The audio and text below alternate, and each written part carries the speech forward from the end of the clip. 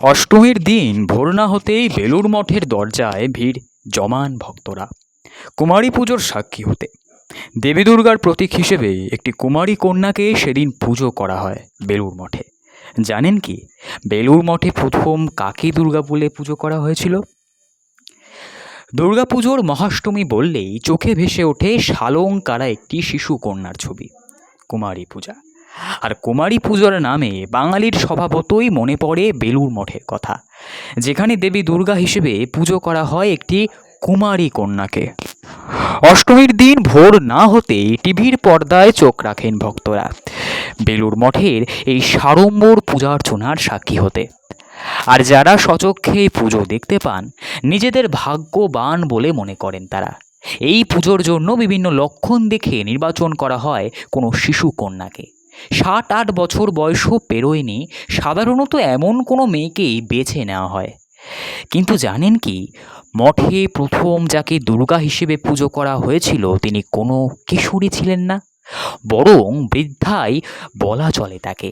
জানেন কি কে ছিলেন তিনি? শ্রীরামকৃষ্ণের দেহান্ত হয়েছে ততদিনে তার সরাসরি দীক্ষিত 12 জন মন্ত্রশিষ্য বেছে নিয়েছেন সন্ন্যাসীর জীবন।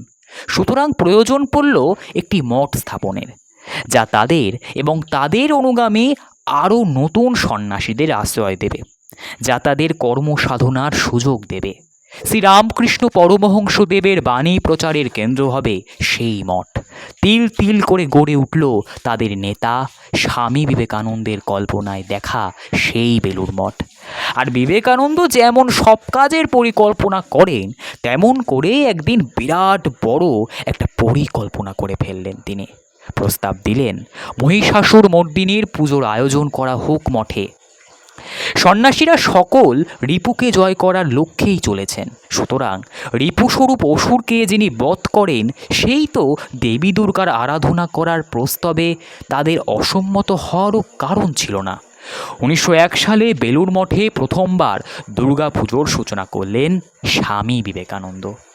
কিন্তু দেখা গেল দুর্গাপুজো করার ক্ষেত্রে সমস্যা রয়েছে একটি। সন্ন্যাসীরা সে পুজোয় পৌরোহিত্য করতে পারবেন, কিন্তু পুজোর সংকল্প তো তাদের নামে হতে পারে না। সবাই যে ঘর ছাড়া সন্ন্যাসী, তাহলে কি করা যায়? উপায় বের করলেন সেই বিবেকানন্দই। তারা না হয় সন্ন্যাসী, কিন্তু মঠের সঙ্গে তো এমন একজন জড়িয়ে আছেন যিনি সন্ন্যাস নেননি। হ্যাঁ, শ্রী মা সারদা দেবী, যিনি তাদের সকলের মাতৃস্বরূপা।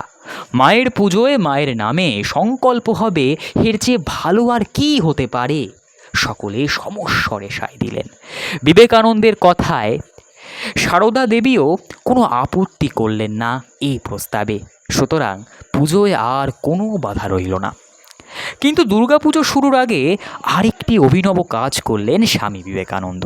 তার মনে হলো পূজার আসনে রাখা মৃন্ময়ী প্রতিমাকে আগমন জানাতে যেমন বলা হয়, ইয়া দেবী সর্বভূতেষু মাতৃরূপেণ সংস্থিতা, সেই মাতৃরূপটি তো সশরীর উপস্থিত তাদের সামনে, তাদের সকলের মা।